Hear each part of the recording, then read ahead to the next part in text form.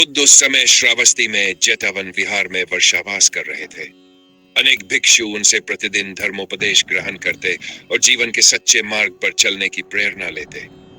एक दिन दो गृहस्थों के विषय में चर्चा चल रही थी। दोनों धनिक थे, यशस्वी भी थे, पर दोनों की प्रवृत्तियां एकदम भिन्न थी।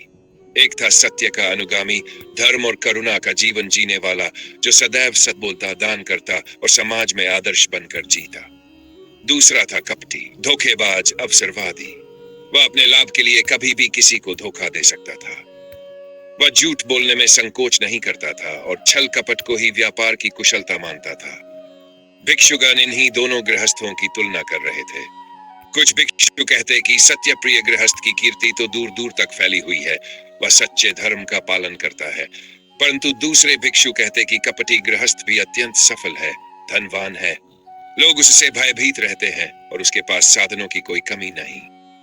वे ये सोचकर भ्रम में थे कि क्या सच्चाई और धर्म का मार्ग ही श्रेष्ठ है या फिर चालाकी और कपट भी जीवन में सफलता दिला सकते हैं। जब यह चर्चा गौतम बुद्ध तक पहुंची तो वे शांत भाव से मुस्कुराए। उन्होंने भिक्षुओं से कहा, भिक्षुओं, यह पहली बार नहीं है जब इस प्रकार के दो मनुष्यों ने संसार में जन्म लिया है, एक सत्यनिष्ठ और दूसरा कपटी। ऐसा पहले भी हो चुका है और आज मैं तुम्हें उनकी ही एक कथा सुनाता हूं, जो उस समय की है जब मैं स्वयं एक ईमानदार व्यापारी के रूप में जन्मा था। उस जीवन में मैंने सच्चाई के बल पर न केवल अपने प्राणों की रक्षा की, बल्कि सैकड़ों लोगों को संकट से उबारा भी। भिक्षु एकाग्र होकर सुनने लगे। बुद्ध ने अपनी स्मृति के द्वारा उस काल की कथा को पुनर्जीवित किया, जिसमें यह स्पष्ट था कि सच्चाई, दूरदृष्टि और विवेक ही जीवन के सबसे सशक्त हथियार होते हैं। वह कहानी थी अपरनक जातक की। यह कथा न केवल व्यापार और यात्राओं से जुड़ी थी, बल्कि उसमें जीवन की सबसे गहन नैतिकता भी छिपी थी। उसमें एक ओर कपट की योजना थी तो दूसरी ओर सत्य का साहस। बुद्ध ने कहना आरंभ किया, भिक्षुओं सुनो, अतीत में क्या हुआ था। भिक्षुओं की दृष्टि बुद्ध के मुख पर स्थिर थी। उन्होंने कथा को आगे बढ़ाते हुए कहा, भिक्षुओं, बहुत समय पहले की बात है, जब यह देश अनेकों जनपदों में विभक्त था और व्यापारियों के जत्थे नगर नगर घूमते थे। तब एक नगर में दो व्यापारियों ने अपने व्यापार के विस्तार के लिए एक लंबी यात्रा की योजना बनाई। दोनों अपने अपने क्षेत्र में ख्यात थे।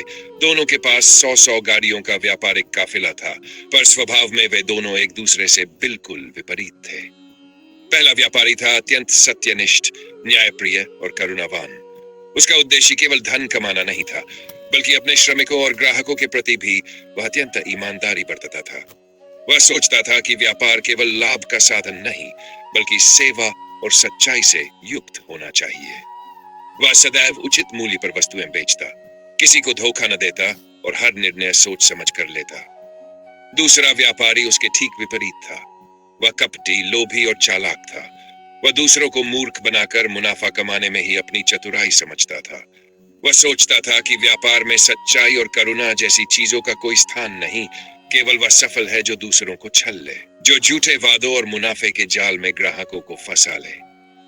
दोनों व्यापारियों को यह ज्ञात हुआ कि एक दूरस्थ नगर में बहुत बड़ा व्यापारिक अवसर है। वहां के लोग अच्छे सामान के लिए तरसते हैं और वहां तक पहुंचना कठिन है, इसलिए जो पहले पहुंचेगा उसे अधिक लाभ होगा। लेकिन रास्ता कठिन था। एक लंबा रेगिस्तानी इलाका उस मार्ग में पड़ता था, जहां न तो पानी था, न भोजन की व्यवस्था, न कोई बस्ती। उस रास्ते को पार करने के लिए अत्यधिक सतर्कता, बुद्धिमत्ता और तैयारी की आवश्यकता थी।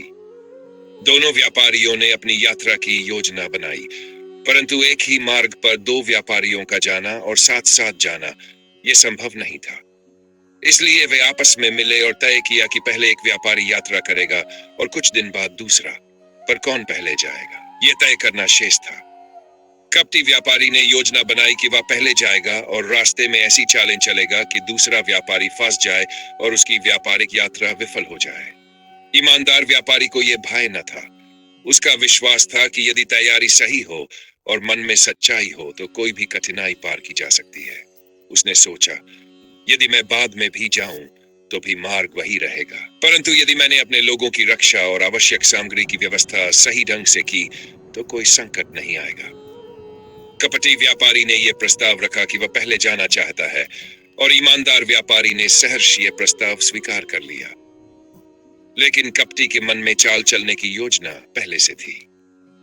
उसने अपने सेवकों से कहा, इस रेगिस्तानी मार्ग में हम जैसे तैसे पार हो ही जाएंगे, पर हमें ऐसा भ्रम फैलाना है कि इस रास्ते में हर जगह पानी और भोजन उपलब्ध है, ताकि जब दूसरा व्यापारी हमारे पीछे आए तो वह अपने साथ आवश्यक सामग्री न ले जाए और बीच में ही फंस जाए। कपटी व्यापारी के अनुयायी, जो उसके भय और कठोरता से दबे रहते थे, चुपचाप उसकी योजना मानते रहे। वे जानते थे कि यदि वे विरोध करेंगे तो दंड मिलेगा, और यदि सफल हो गए तो इनाम। उनका मन भय, लालच और संदेह से भरा था। वहीं दूसरी ओर ईमानदार व्यापारी के अनुयायी अपने स्वामी पर अटूट विश्वास रखते थे। वे जानते थे कि वह कभी उन्हें अनदेखा नहीं करेगा, कभी धोखा नहीं देगा। उसने अपने अनुयायियों से कहा, हमारी यात्रा कठिन है, पर हम प्रत्येक कदम सोच समझ कर लेंगे। हम आवश्यकता से अधिक जल, भोजन और ईंधन साथ रखेंगे। हमें किसी के कहने पर विश्वास नहीं करना चाहिए जब तक हम स्वयं न देख लें। उसके शब्दों में आत्मविश्वास और धैर्य था, जो उसके साथियों के लिए साहस का स्रोत बना। दोनों व्यापारियों की सोच में यही अंतर था।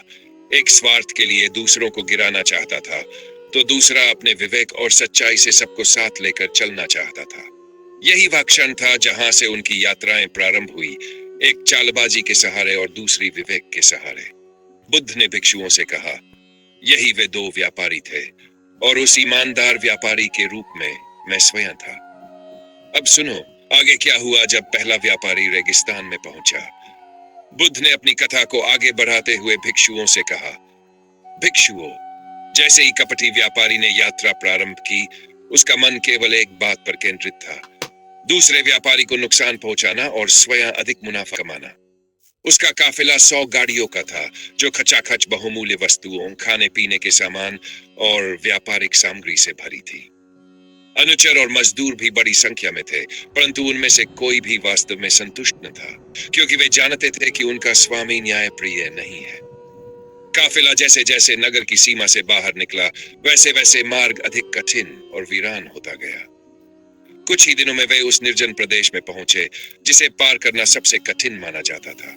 यह एक लंबा रेगिस्तानी इलाका था, जहां मीलों तक रेत ही रेत थी। न कोई पेड़, न झाड़ी, न जल का स्रोत, न पशु पक्षियों की आवाज, बस तपता सूरज, उड़ती धूल और कभी कभी मृग तृष्णा की झलक। ये वही प्रदेश था जहां कई यात्रियों की जान जा चुकी थी, और जहां थोड़ी सी लापरवाही भी प्राणघातक सिद्ध होती। परंतु कपटी व्यापारी के मन में केवल एक योजना चल रही थी, दूसरे व्यापारी को कैसे इस मरुस्थल में फंसाया जाए।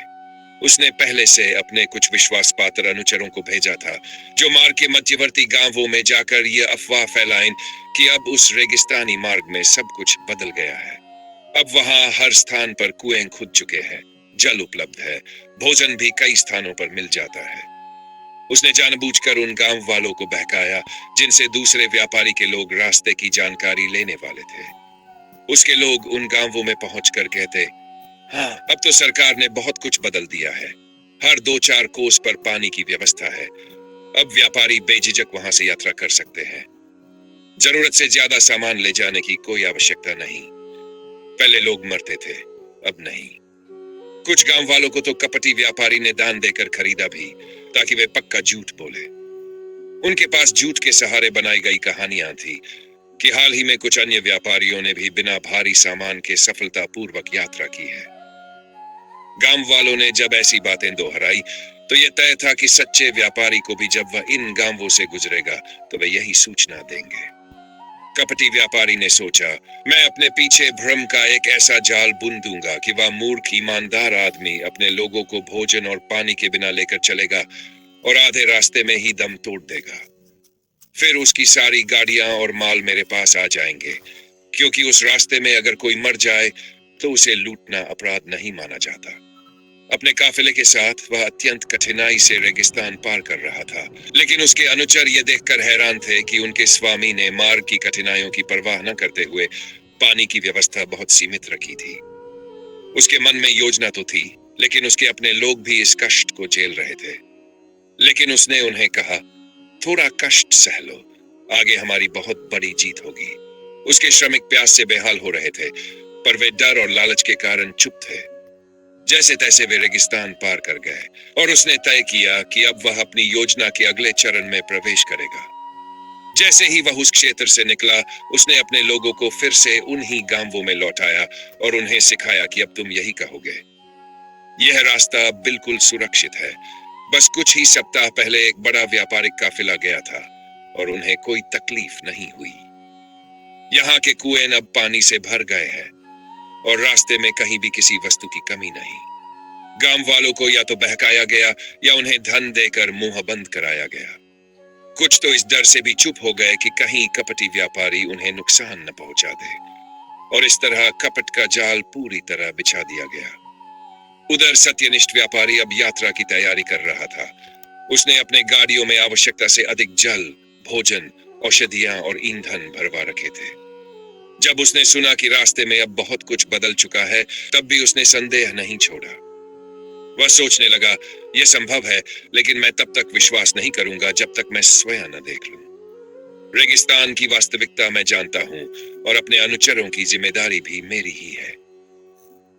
उसके अनुचर भी सोच में पड़ गए, क्योंकि उन्होंने भी गांव वालों से सुना था कि अब यह रास्ता सुरक्षित है। उन्होंने अपने स्वामी से पूछा, स्वामी, क्या हम थोड़ा बोझ कम कर दें? गांव वाले कह रहे हैं कि अब कुएं खुद चुके हैं और पानी की कमी नहीं। सत्यनिष्ठ व्यापारी ने गंभीर होकर कहा, यदि हम अपने जीवन की जिम्मेदारी दूसरों की बातों पर छोड़ देंगे तो यह व्यापार नहीं, जुआ बन जाएगा। यदि उनके शब्द झूठे हुए तो हम सब मारे जाएंगे। याद रखो, जितना जल और भोजन आज हमारे पास है, उतना फिर न मिलेगा। सच को स्वयं देखने तक संदेह करना ही बुद्धिमत्ता है। उसकी ये दूरदर्शिता ही वह डाल थी जिसने उसे आने वाली विपत्ति से बचाया।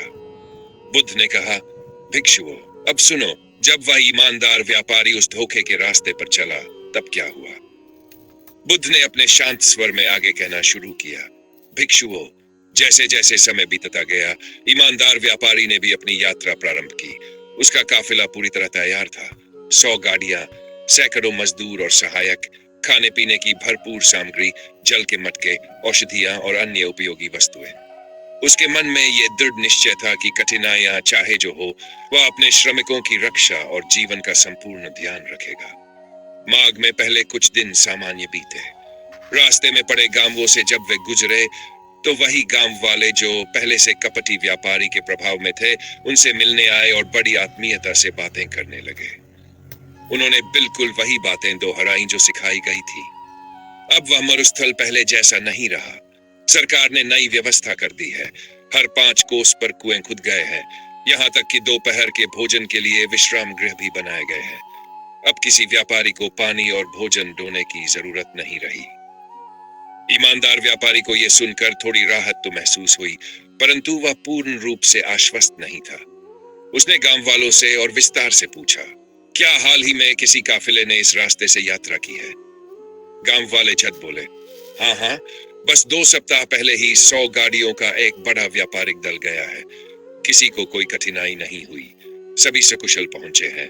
उन्होंने तो कहा था कि इतने अच्छे रास्ते की उन्हें आशा नहीं थी।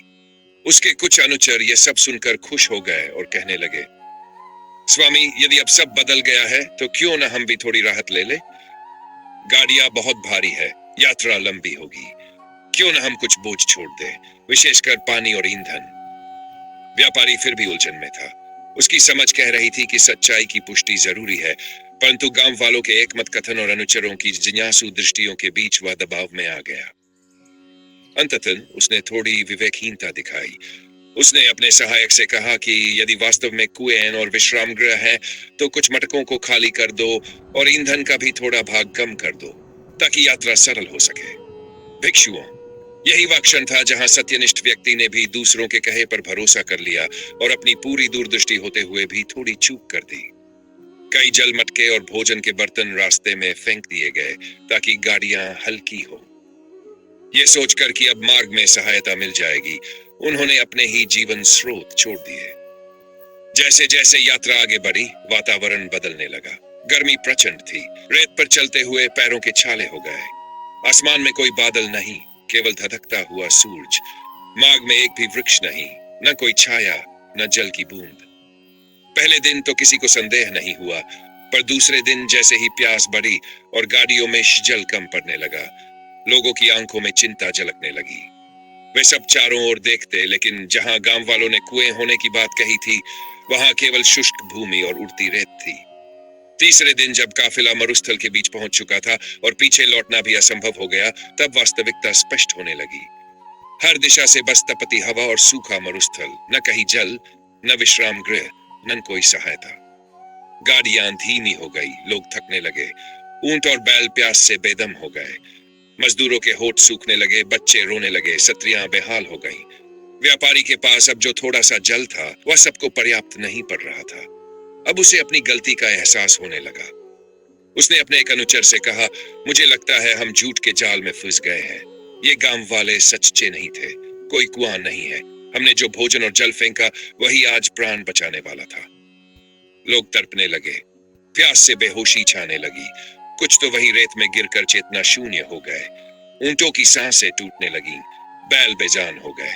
कुछ मजदूरों ने आपसी सहारा दिया, लेकिन उनकी हालत भी दयनीय हो गई थी। हर कदम भारी लग रहा था, रेत में पांव धंसते और धूप सिर पर आग बनकर गिरती।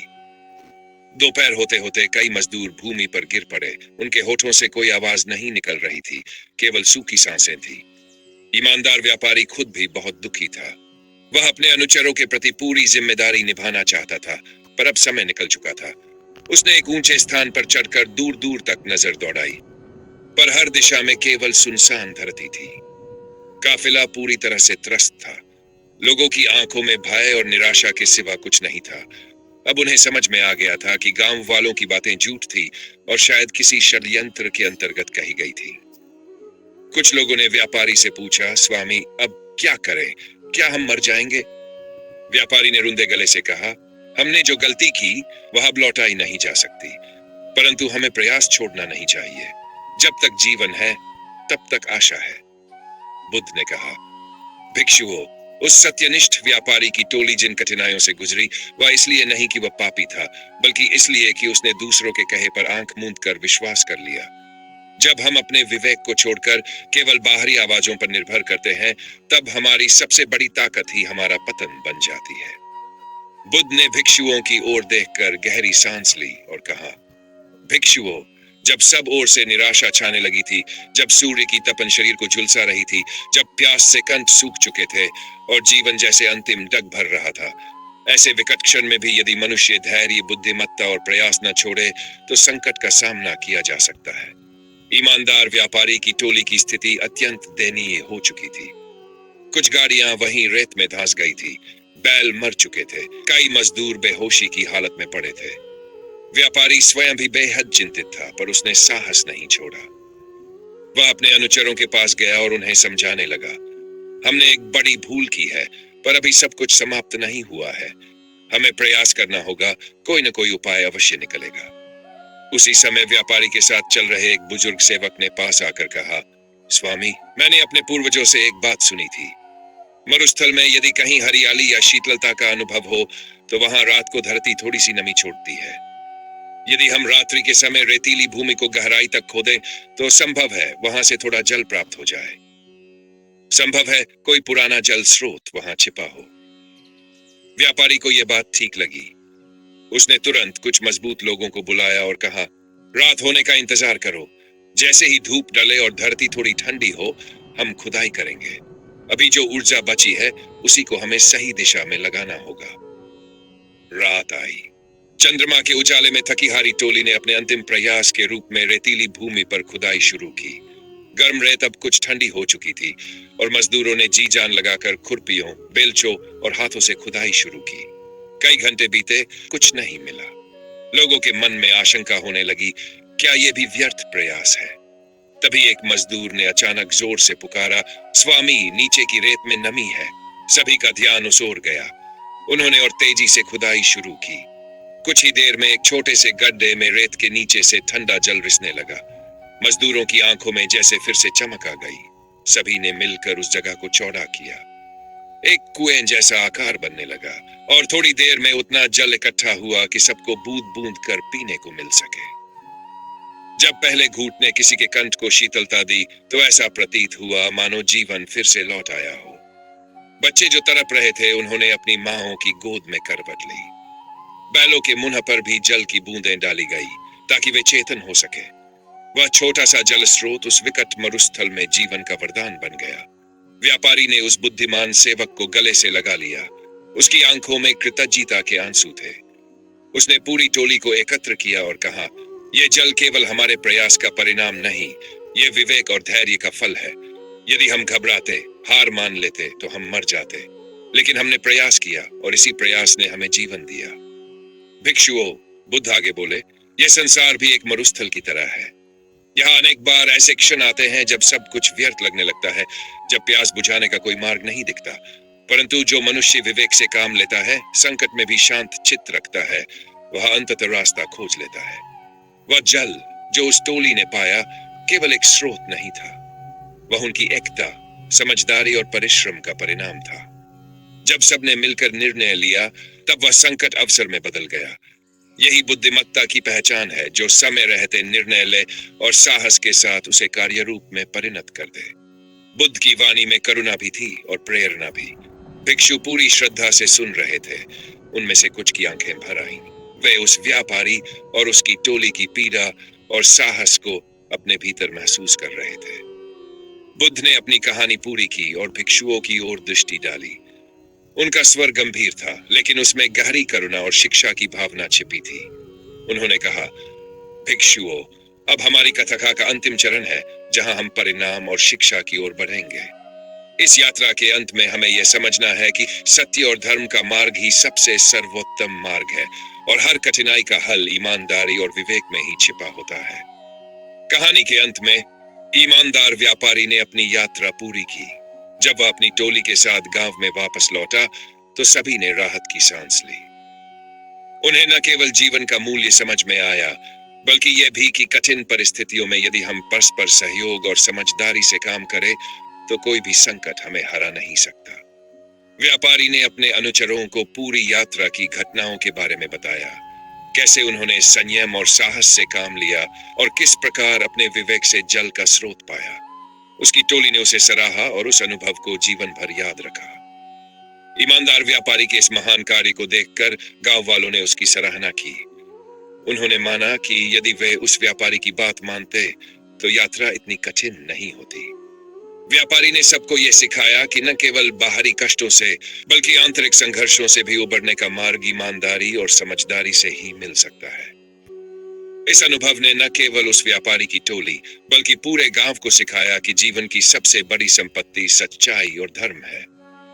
वहीं दूसरी ओर कपटी व्यापारी की टोली की हालत बहुत खराब हो गई थी। उसकी सभी चालें विफल हो गई। रास्ते में न केवल उसकी टोली को भोजन और जल की कमी हुई, बल्कि उन्हें भयंकर गर्मी और प्यास के कारण कई जिंदगियों का नुकसान भी हुआ। कपटी व्यापारी का अहंकार और झूठ उसे किसी भी मार्ग पर नहीं ले जा सका। उसका झूठ उसे केवल विनाश की ओर ले गया और अंत में उसे अपने धोखेबाजी के कारण हार का सामना करना पड़ा। वह समझ नहीं पाया कि जिन आदर्शों को उसने नकारा था, वही सबसे शक्तिशाली थे।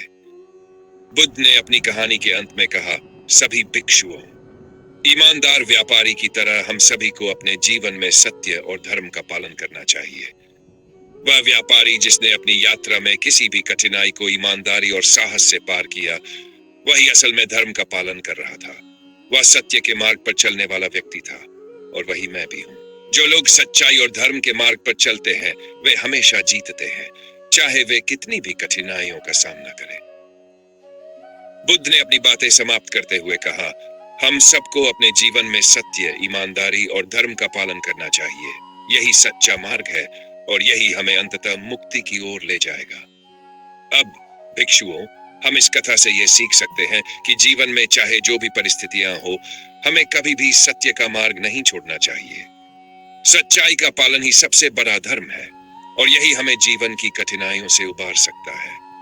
यदि आपको हमारी इस कहानी पसंद आई हो, तो कृपया चैनल को लाइक और सब्सक्राइब करें, ताकि हम ऐसी और शिक्षाप्रद कहानियां लेकर आएं। आपकी प्रतिक्रिया हमारे लिए बहुत महत्वपूर्ण है। धन्यवाद।